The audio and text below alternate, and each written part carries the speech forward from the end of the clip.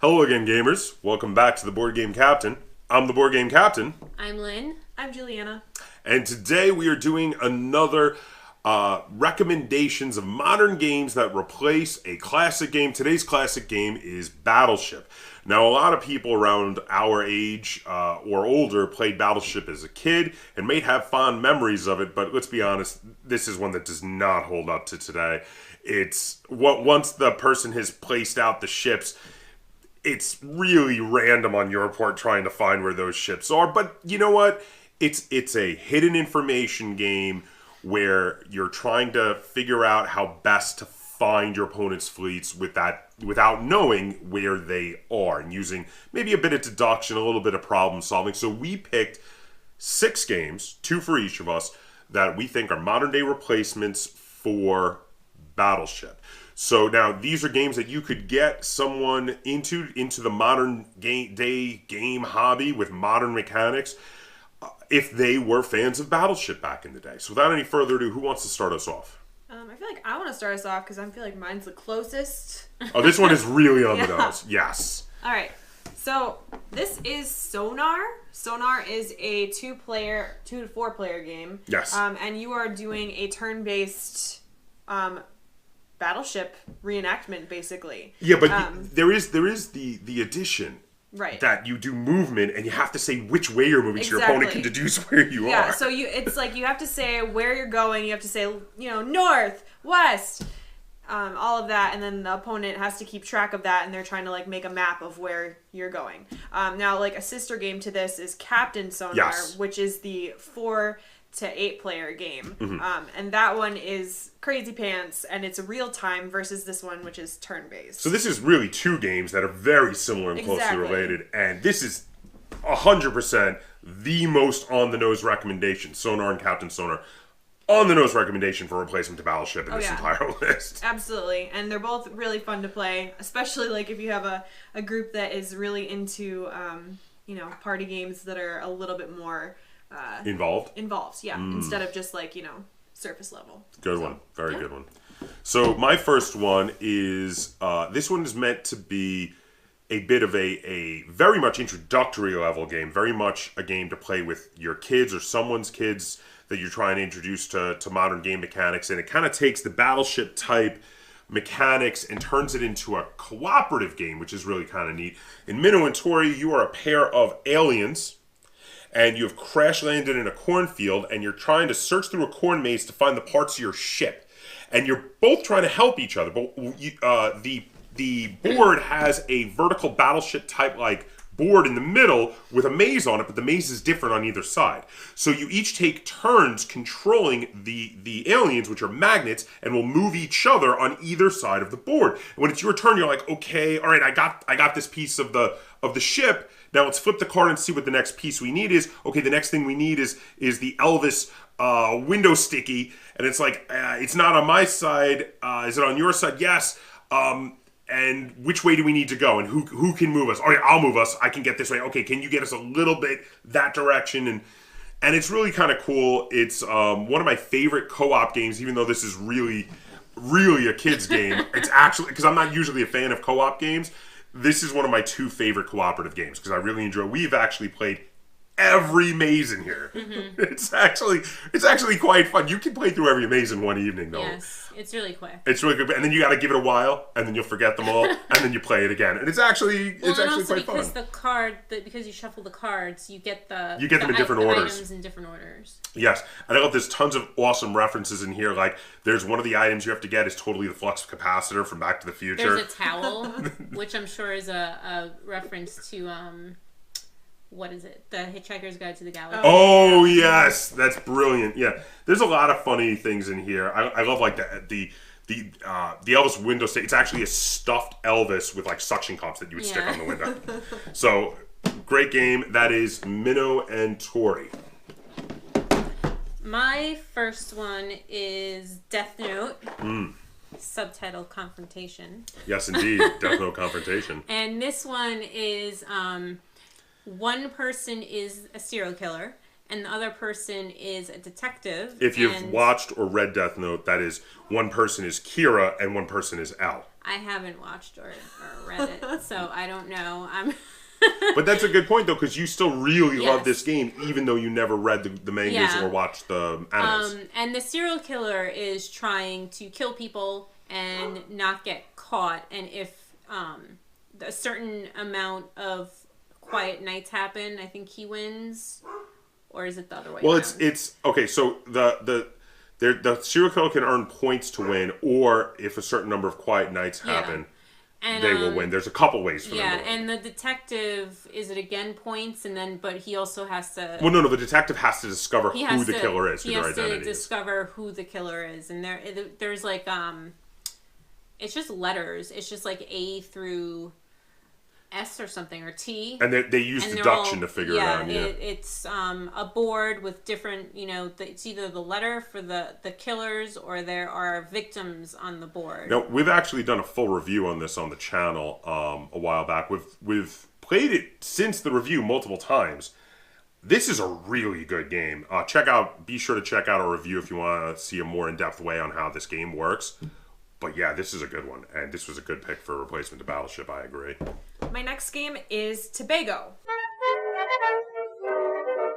Alright, Tobago is a treasure hunting game, and I love it because it's modular too. It's got a modular game board, so it's different every time you play it. You set it up and you have different totems and palm trees and lakes and all these things on the board, and you are searching for treasure. It is competitive.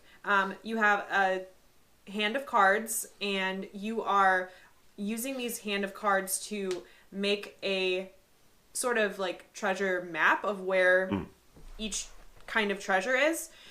So you can say like, oh, the treasure is not within 2 spaces of a lake. And so then, it just deduces, and then once you get to the... you guys have not played this game. No, we haven't. Okay, so once you get to a small enough, deduction, you're like, oh, the treasure's in this quadrant, and then it's a race to see who can get there first. So is this one person hides it and gives hints, and the other person looks for it? We're both hiding. We're both like we don't know where it is, but you're we're both adding clues to where the treasure is. Oh. So yeah, there's 4 different types of treasure, and we're each like adding different clues to where it is. It's a super fun game. It's from 2009, actually pretty old to be a modern game. Almost 10 years old. That's okay. It's crazy, but yeah, I played it a few times. I like the theming. There's little totems that like move and like throw like discs into the It sounds like a game you would like. Yeah, you would probably like it. And you're driving like a little 4x4. It's cute. So yeah. And that's Tobago, yeah. Alright, so my second recommends is a game I have had a lot of fun playing. It is Seven Ronin. Now, this was a game I reviewed on the channel way back when the channel was fairly new. This is a great game. This is an asymmetrical game where it's very much obviously based on the theme of the movie The Seven Samurai. One player plays the 7 Ronin, who are trying to protect the village, while the other player is a clan of ninja who are attacking the village. And you each have a little screen to hide where you're planning to deploy your ninja, or where you're planning to station your Ronin to defend the village. And then you both reveal where you put them, and then put them onto the main board in the middle in the same place as you put them. And then in the cases of the ninja, they're trying to take over certain areas of the village where it would be undefended. And in the case of the samurai, they're trying to stop the ninja from doing that. And some samurai have special abilities that they can do if they are opposed by ninjas specifically, so they can have their special abilities while fighting the ninja, while other samurai have special abilities they can only do if they are unopposed. So you have to try to read your opponent and figure out, okay, what are they going to go for? And for reading the opponent, the ninja gets special abilities if they control certain areas of the village. So you're looking at the areas of the village and you're like, okay, is my opponent going to really try to do extra damage to me by poisoning the well this round? Or are they going to try to play the long game and take one of the places that let them get like free extra ninjas? And that's a big part of it. You're trying to figure out where are they going.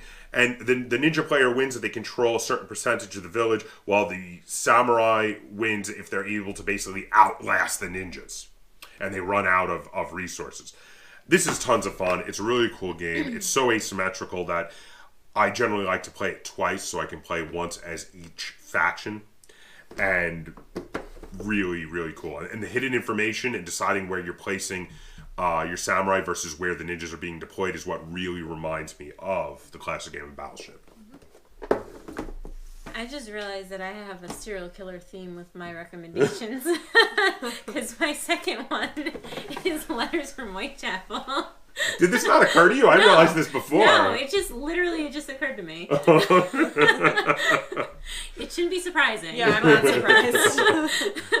Anyway, Letters from Whitechapel is a hidden information game where one person is Jack the Ripper trying to commit all the murders that historically took place and then make it back to his hideout, and the other players are the detectives and trying to figure out where Jack is and where his hideout is And catch him.